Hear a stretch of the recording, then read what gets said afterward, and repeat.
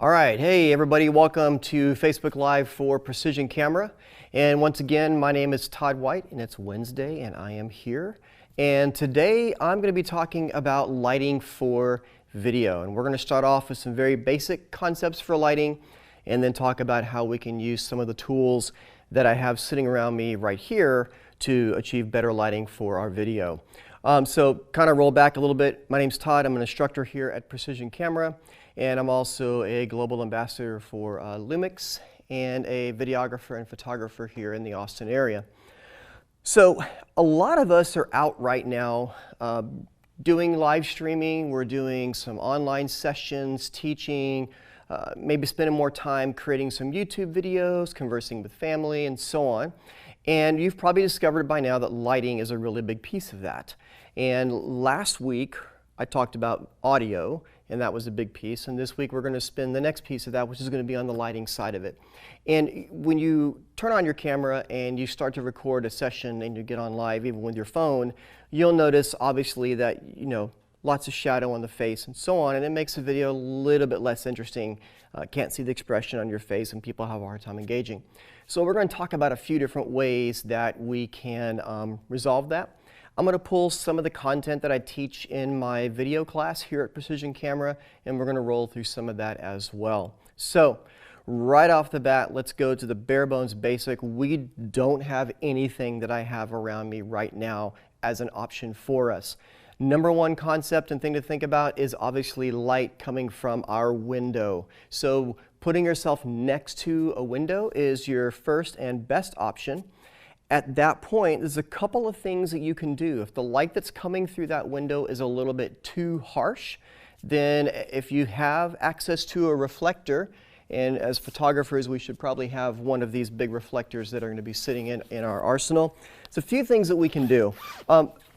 Most of them are 5-in-1s, and we can pull off the reflector material side, and we have this nice translucent piece that we can use, and we can set that into the window that's next to us, and it will diffuse that light and give us more of a softer light that's coming through the window.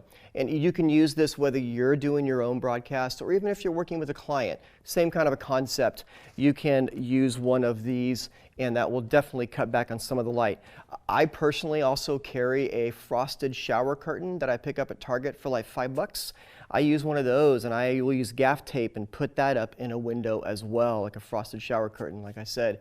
And that will diffuse light also if you don't have access to one of your reflectors. Now, when you are using light that's coming in through the window, and let's say the light is looking really nice and you don't need to diffuse it, then you can use your reflector and keep that cover that I just took off on. And what I would recommend is that you use the white side.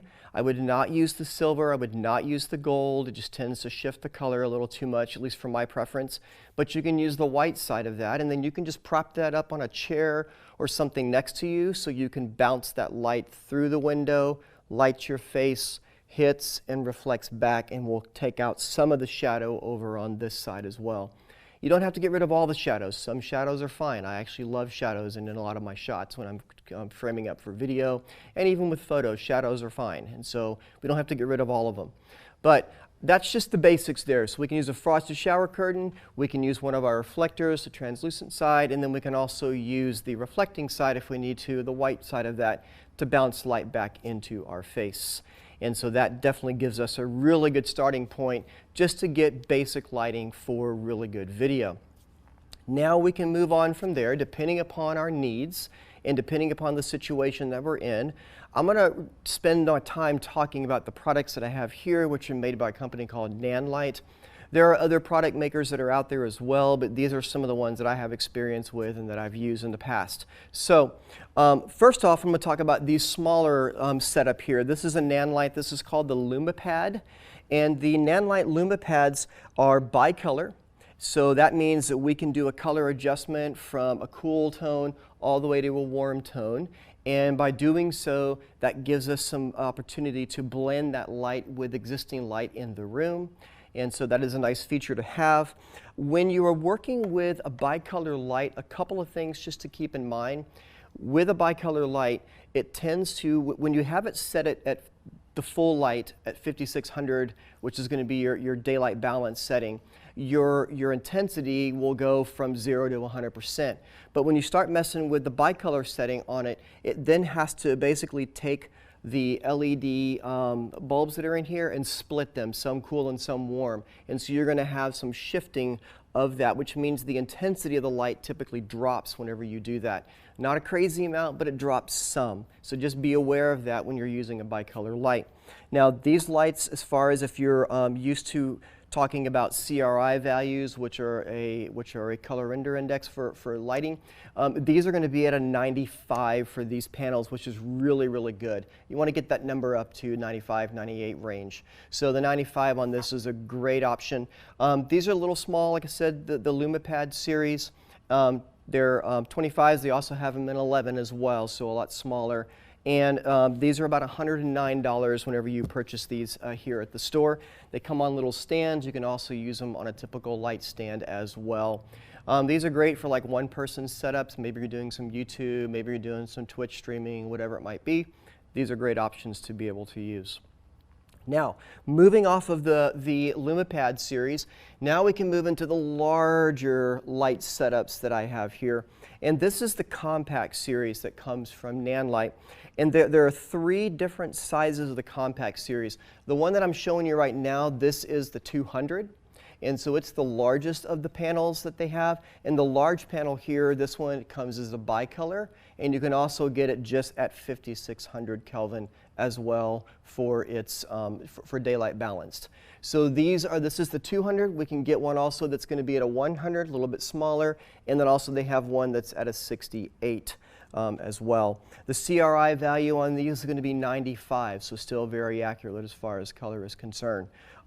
So the compacts, once again, the 200, the 100, and also the 68. I have used these particular lights in studio when I've done some video work. So I've had a white backdrop set up, and I was filming a model, doing some of the modeling with some clothes and a lot of moving around. So I used 2 of these and just did a cross lighting on the set that I was filming in, and these worked really well for that. I've also used lights like this for doing interviews where I did not want to narrow that light down too much, but I still wanted to have a lot of the ambient light in the room, but I just wanted to put a pop of light on the person in that space. Then I've used lights like this to do that as well. Now, one of the things that I love about the Nanlites is that they already come with this frosted cover on the front. And so that definitely helps diffuse that light and give it a much softer look to it. Some of the other panels that you purchase will just have the bare LED bulbs that are here, and then you're going to have to go and get diffusion material, and we're using some diffusion material in the lights that we have set up here that are lighting me right now, which you can buy diffusion material and some panels, or build out a softbox over them. But these already come with that, and so that's a really nice feature for this particular set. So like I mentioned, they come in a 2 and the 100, and then also the 68, so as far as the size range is concerned. And as far as pricing on these, they're really, really priced very well. So the 200 is $550, the 100 is $290, and the 68 is $219 as far as the pricing on those. And if I step back just real quick, I think I already mentioned this one is $109 for this one. So these are the panel lights that we have options to use when we're lighting for video. Once again, these panel lights, they're very flat lighting. They are not going to be really used to narrow down that light. We would need to put barn doors on these to be able to narrow that light down or build out some soft boxes of some sort on them. So once again, very flat panel lighting. But they do have their purpose because that light is definitely going to cover a pretty broad range of a space whenever you're lighting for video. All right, moving along. So we've talked about these panel lights here. Next, this is more of a specialty light. This is called the Pavo Tube light. And on the Pavo Tube lights, this one is a model number 30C. And this one comes in 2-foot and 4-foot sizes. And they are $399 for these. The CRI value on these is 98. Now, the cool thing about these Pavo tubes is that these are RGB WW. So the RGB, obviously we know what that is for color, red, green, and blue. WWs for a warm white. Now these are going to come and you can turn them on here, so hopefully this won't black out my face too much. But I turn them on. I've got it set just to cycle through colors right now. So these are going to have a lot of different variations of colors that you will get with an RGB tube like this. Plus you can also just flip it to the standard white at 5600 and you'll be able to use these particular tubes for kind of unique purposes. I mean, we can use them and set them up to be able to hang into light from the sides, front light, back light, whatever it might be. Especially with the RGB style of these, we can add a little bit of accent lighting. Maybe when I'm shooting something like a YouTube video and I want to have an accent light behind me, I can use something like this. But once again, like I said, they come in the 4-foot size. They also have a 2-foot size. And if you want to mount them to a light stand and use them in a studio, then you can also buy these cool little brackets that will fit in a standard light stand. And you can then snap the light inside of these holders. And then you're all set to be able to put them on a light stand and move them around and angle them and such. They make these particular holders, you can get them in a single. You can also get them with 2. And then I also believe they come in one with 4. As well. So a pretty cool little light setup here. The other type of pavo tube, besides the one that I mentioned, the 4 and the 2, they also make a smaller 6-inch version of this as well. Same kind of setup, the RGB and the WW. And that particular one, I don't have one to show, but it is a 10-inch, and it's a 6-watt unit. And I don't have the pricing on that one. Sorry about that. If you need me to get that, I can put that in the comments if you want to drop a question in the comments for that. So these are using the pavo tubes. There are other panel lights that will give you the same kind of effect that you would get with the RGB. So I'm just going to throw out another one that's kind of a popular one as well. Savage makes one, and it's in a panel style, and it's a smaller panel. And the one that Savage makes is an RGB 300, and that one you will have the same kind of effect that you get here. You can change with 300 different color combinations, as well as just have one that's going to be a daylight balance, and you can adjust the intensity. One thing to note on some of these is whenever you move into the RGB settings for it, you cannot adjust the intensity of that color light. You only have the color as it is. And then when you switch it back over to the white, the daylight balance setting, then you can adjust the intensity from 0 to 100.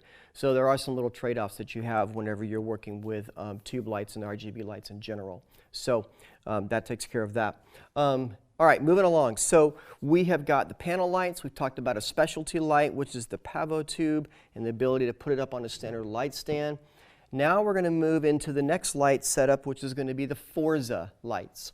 And we've seen these. There are different variations of these lights that are out there with different makers and different brands.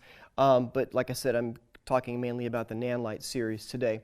So these lights are very directional. Usually when you use these, you're not going to use them with this reflector. And this is 60, and then this is a 300 as far as the watts on these. We have a 60, and then we have a 300. These are both going to be daylight balanced, and they're going to have a CRI of 98. So a CRI of 98 on both of these. And these are very good and very intense lights. What I like about them is I can definitely make the light a little more directional whenever I'm setting it up. And obviously I wouldn't really use it with the metal on it, this little particular reflector. These are Bowen's mount, and that is super useful. A few weeks ago, I talked about the Westcott FJ400, and I walked through some of the different lighting modifiers that I use, and that I use the Rapid Box series. Well, one of the cool things is that I can take any of my existing Octabox setups that I have that I use. I can take these now, instead of having to buy a whole new setup of the modifiers, I can use my existing modifiers on these lights, and therefore I don't have to go out and buy another whole set. So these are Bowen's mounts, so they take all the typical Bowen's mount type modifiers for it. Plus I also have the option to put the umbrella if I want to shoot through an umbrella as well. So a lot of cool options. These both have the option for battery powered, as well as plugging them directly into the wall. The battery powered pack for this is kind of cool. It it's like a little pistol grip setup for it with the batteries that go into the front. And then I can, because this is smaller, I can walk around and use this one, the battery. And it's great for if you're going to do some run and gun shooting, maybe you're doing a red carpet or some interviews at an event or something like that. You can bring along somebody with you that can hold this and use that little pistol grip setup and move around with you as you're lighting the interviews. All right, so a lot of different options for getting lighting for video, and it's not really that complicated. And like I said, for the very beginning, we can choose to use a window light that's next to us, and I can use a diffuser, whether that's like an expensive shower curtain, frosted shower curtain, or using the translucent side of a reflector. You can also buy the same type of fabric in different companies make different sizes and styles, but most of them are going to be in the rectangular format of these that you can hang into windows as well as a way to diffuse the light. And then, like I mentioned, we can go back and we can use the reflector material, and we can use the white side is what I recommend to bounce that back. And then we can move into smaller panel lighting, and then larger, and then using these lights as well. The cool thing about them, they're LED, so they're not going to get hot, so whenever you turn them off, you're not going to have to wait for a long cool-off period, and so you'll be able to turn these off and pack them up and then move on to your next gig. So with that, that's the basics of lighting for video. A lot of different options that we have here at the store.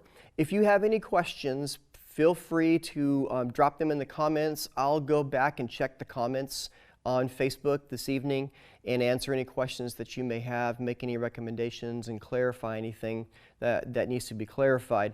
But we are open still at the store for online orders, as well as to call in to the store, and we'll do curbside.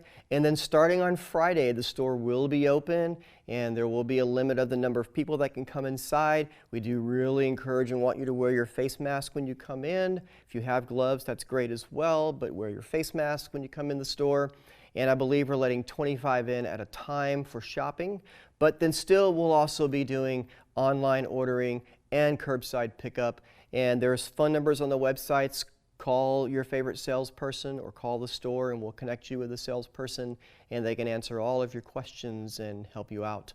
So if there are no questions that are coming in, then I think we are good to go. This is a really short one, but you know, the lighting for video is pretty basic stuff. It's not, there's a technique to setting everything up, and in a classroom setting when I'm teaching this, I would be doing different scenarios and showing the positioning and so on.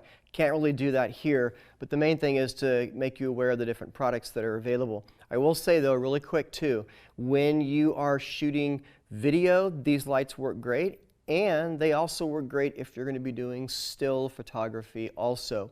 I have used the 300 before when I'm doing stills photography. Works great. And I've also used the smaller version of the panel, just a real soft side light.